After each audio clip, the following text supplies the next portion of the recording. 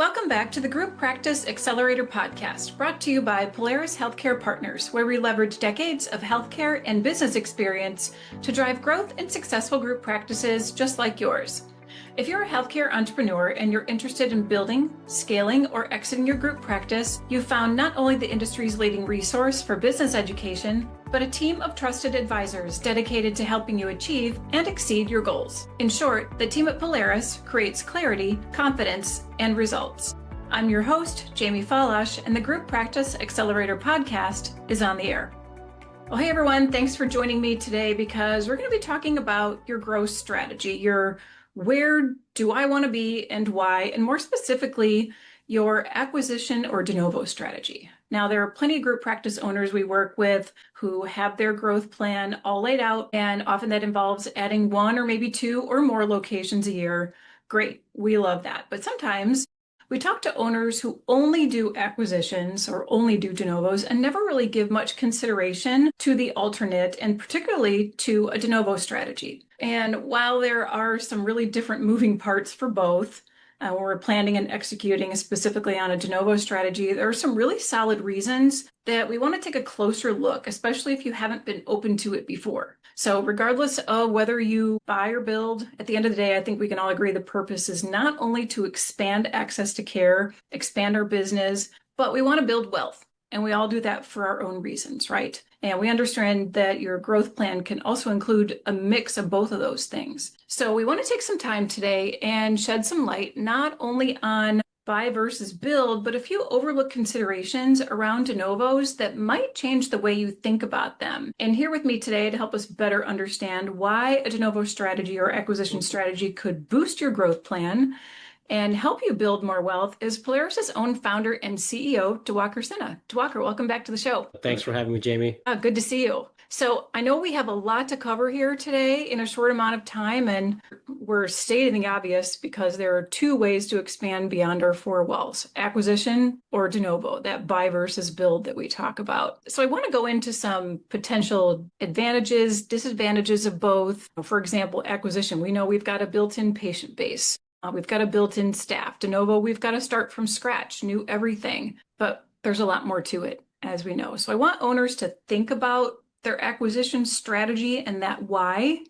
So for them to consider what that de novo strategy could look like for them or do for them financially. So let's back it up a little bit and talk about when to buy versus when to build. Great question. So just to echo what you said, I think naturally, when you buy a practice, there's a assumption that there's a patient flow coming with it.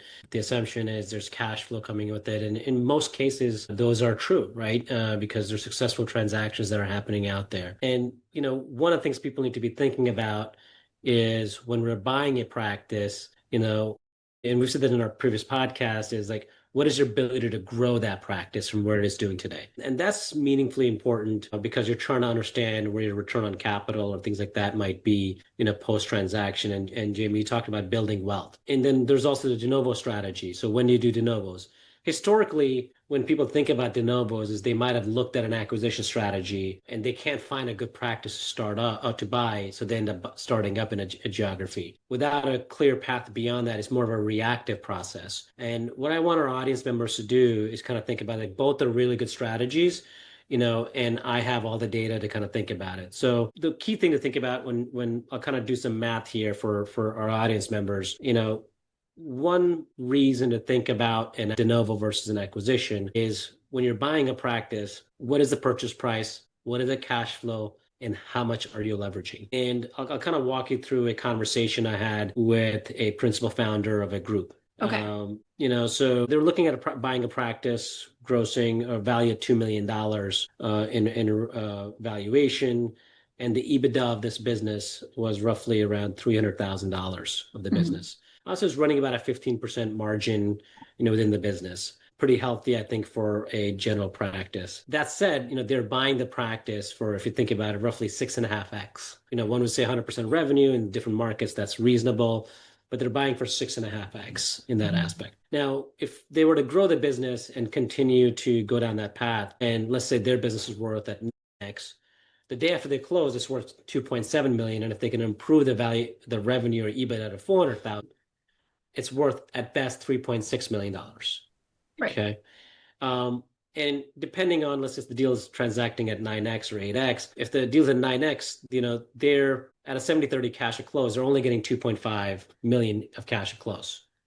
Got it. After paying taxes on it, they're only netting 2 million or less. Yeah. Yeah. So I think, yes, you have this rollover equity component. Yes, you have the ability to kind of continue forward the journey. Sure. Your cash at close is not meaningful for the debt risk you took on. You have to kind of think through when you're trying to do acquisition, what is are we acquiring EBITDA to acquire EBITDA? Are we acquiring EBITDA to provide more access to care in a market? And are we acquiring that practice because we can provide meaningful opportunity and deleverage ourselves in that practice? So, that's when people need to kind of think about, what is buy versus build? And then, once those factors come in and say, okay, well, maybe that leverage ratio is too high on an acquisition. Now we need to start looking and say, what are good demographics of markets that I can, within that area I can go into and do a de novo. Now there's, different things that people need to consider in doing a de novo, but they need to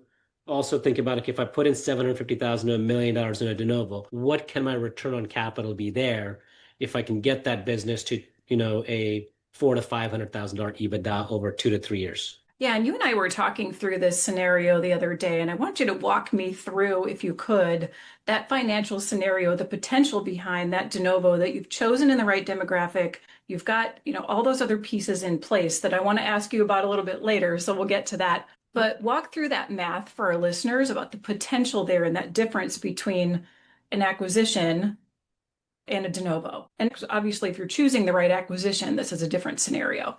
But walk through that opportunity if you would. Yeah, sure. Jamie, we're going to have a seminar about this in Q1 that's a little more focused and granular, with an industry partner that people can kind of, look into and say, okay, what does a de novo strategy look like? And they'll get the playbook, step-by-step playbook on how to think about this a little more granular.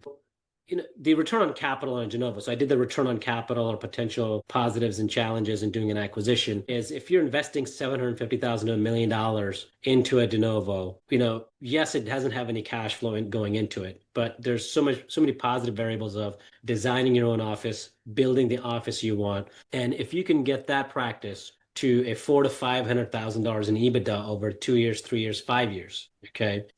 Now you have a business that can potentially transact for 6x, 7x, 8x, 9x, depending on the size of your business. And your return on capital now becomes exponential on that de novo versus that acquisition. Again, you have to have the fortitude to build a de novo, but the opportunity is meaningful to kind of think about it on a de novo strategy. Yeah, there's a fear factor with that de novo strategy for sure. A lot of unknowns there. And obviously, like you said, our conference that we're putting together for Q1, we're going to help clients go through that strategy. But let's talk about a couple of things that you need to be thinking about with a de novo, meaning laboratory size, other facilities. Walk us through some of those things and give us a little sneak peek at that. Sure. So the number one thing I always recommend to group practice owners is if you're adding locations through acquisitions or de novos, they need to be minimum 6 chairs. And if they're below 6 chairs, when you're doing an acquisition, well, we need to think about expansion opportunities and be creative around that.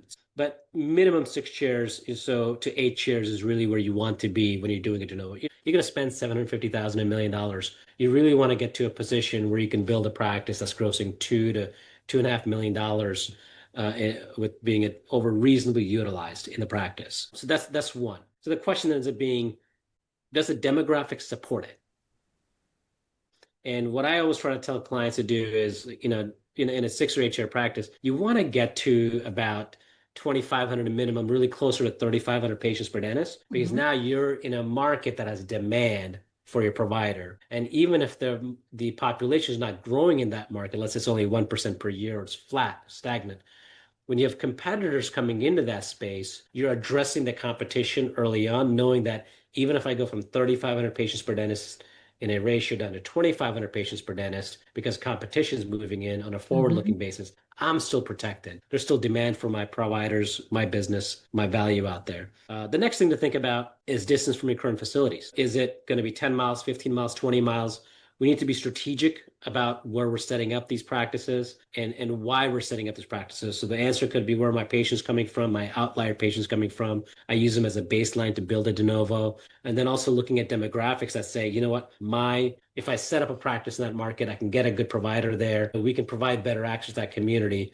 And not only are we serving the purpose of providing access to care, but that's going to give us a meaningful outcome in a return on equity position. Yeah, plenty of research to be done ahead of time regardless. Also I want to talk a little bit about the cost of capital. So those considerations obviously come into play with either scenario. Walk us through that a little bit, if you would. I know you and I started talking about this before, but talk about the capital cost considerations with acquisition versus de novo. Yeah, so the acquisitions, depending on the market, right, they're going to be anywhere from 65, 70% of revenue. This is a doctor-to-doctor trade. In some markets, it could be at 100% to 125% of revenue, depending on the market. So I think that's how private practices or solo practices typically transact, as percentage of revenue. So what people should be thinking about is if the margin of that business is at 15%, and the business is transacting at 100% or 125%, we need to start looking at that business as a multiple of EBITDA, because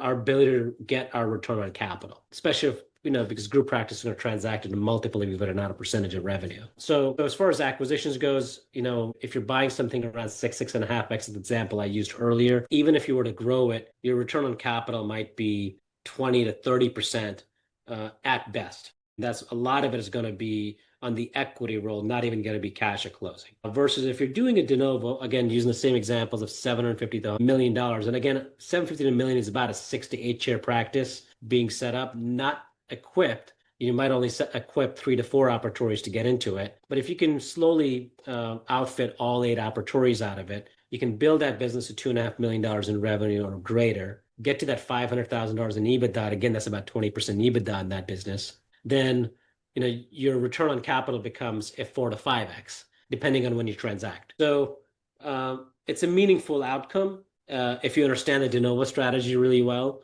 Not to drive everybody to do de novos, but there's a time and place for it. And de novos can have meaningful outcome if you still have a reasonable journey ahead of you. Absolutely. So I want to shift gears a little bit because, we talk a lot about optimization on this podcast, and we're looking at the underperforming practice here. So one that is not fully optimized, and those come across the market as often as any other. But talk about when is it reasonable to consider an underperforming practice? Great question. So I think I alluded to that a little bit on the lease situation. And I said, if you go into a 4-chair practice, and let's say it's utilized and it's doing $750 in revenue, and the lease is expiring in 3 years or 4 years, I'm a big fan of those deals if the demographics make sense and leverage ratio makes sense. Again, all the other factors make sense, because then our client can go into that practice, get that practice from $750,000 to $1 million, $1.2 million in revenue. We have a 3 to 4 year run rate in the lease. We can work with the realtor company to work on concurrently finding a space at the end of year 2 if we need to expand and relocate that practice. And we can model out everything, the additional debt to relocate, the opportunity. So I think that's one example of an underperforming practice, or maybe the operatory size we would not want, but we have the ability to get in there, upgrade digital radiography, update some upholstery, some basic equipment in the first 90, 120 days, just to give it a fresh look, have a run rate in the practice, and then relocate in 3-4 years. The other example is when something's truly underperforming and it has a utilization. So meaning it's a 6 or 8 chair practice and it's grossing sub $1 million in revenue. That to me could be meaningful. Now you have to be cautious and understand, well, why is that practice only doing $750 to $1 million? So you need to, again, understand demographics within the market, look at the continuity of care plan from the seller staying on board or not staying on board, your ability to replace that doctor with an associate, and your ability to maybe you're contributing in that practice. But if you can take that practice that's sub million, that has a run rate to $1.8 million to $2 million based on underutilization, to me now we're kind of slicing the cake between a de novo and an acquisition, because we're getting at a reasonable price point. Typically, those are going to be $500,000 to $800,000 in purchase price. Maybe invest $100,000 to $200,000 in capex, and you're back up to existing cash flow and getting into that again. Not you still have to understand the risk of team members continuity of patient flow. There's a lot of still underlying risks that we need to kind of digest through, but overall, it can be a good hybrid model. Yeah, that makes sense. And there are certainly a lot of operational efficiencies and things that you can overcome before you end up expanding. So that makes perfect sense. Now, let's talk timing a little bit. So when should you be thinking about buying, and what other considerations should be on your mind before you buy? Yeah. So again, let's say your model is acquisitions, right? So I think, we talked about this before as four-wall utilization, right? So I think when you're looking to buy, you can have a bifurcated strategy where you're saying, okay, I'm going to continue to aggregate by acquiring and being strategic markets because the patient demand is there for me. But we also need to look within our four walls and say, am I fully utilized? It's going to be important for bank leverage, bank conversation, getting credit in the market, because a bank's going to say, wait a second, you have an 8-year practice that's doing $1.5 million while you're going to buy another practice. At some point, they're going to start to put the credit box around you. So I think we need to be conscious of where our inner efficiencies are, look at the doctor production, look at the total output of patient demand in existing locations, and then or concurrent be looking at acquisition opportunities in the market that fit the box, fit our patient profile, that give us the situation to say, especially if a seller is looking to transition over time, that kind of gives us a really good checkbox to a yes, assuming the seller fits our cultural mold. So I think there's a lot of things to look at and say, okay, I'm in a good spot here. I'm growing in my existing four walls. And the next one I'm looking at, seller's looking to stay on board with me. He or she's not exiting for the next 3 to 5 years. I want to give them a good opportunity. And I think we together in that new market, new geography, we can grow together better. Well, it's certainly a lot to consider there with either strategy. And we have plenty of clients that want to go down one path and maybe change their minds and go down another. So always worth taking a look at whether they're underperforming or you're looking to buy or build. It's totally up to your strategy, and each one deserves a fair chance, right? Yeah, I think wealth could be created both ways. And obviously it kind of made some, positive affirmations towards the de novo strategy. I think that's really an unknown for a lot of people that comes from a position of uncertainty. And, I think if you can create a really good business plan around a de novo strategy, the de novo strategy in some ways could be much more meaningful to an outcome than an acquisition. Yeah, I think once people can get past that initial unknown, as you said, that little bit of fear factor of really starting from scratch, I think you can prove that out. And like you said, make that a really meaningful path to building more wealth and, again, more access to care, which, is a subsequent benefit. Well, Diwakar, thanks so much for joining us today. Certainly lots to consider for either side of the fence here or a combination of that. So thanks for walking our audience through that conversation. Yeah, thank you. And like I said, we're going to have a seminar in Q1 about specifically design around this. So I hope our audience members stay tuned for that information in the near future. Sure. We'll have more to come on that very soon, and we'll certainly make some announcements and put some things out on LinkedIn as well. Well, we covered quite a bit here today, but as you might guess, there's a lot more to be thinking about regardless of your strategy, and we're here to support you. So go ahead and reach out to us and we'll be happy to set up a call. And if you'd like to learn about any of our Polaris expert advisory services, or maybe there's a topic that we haven't covered that you'd like to hear about, just go ahead and send us an email to info@polarishealthcarepartners.com, or you can check us out on the website by visiting polarishealthcarepartners.com. Thanks so much for being a loyal listener and subscriber. If you enjoyed today's episode, please share it with a colleague and be sure to leave us a rating on your favorite podcast platform. We'll see you on the next episode of the Group Practice Accelerator podcast.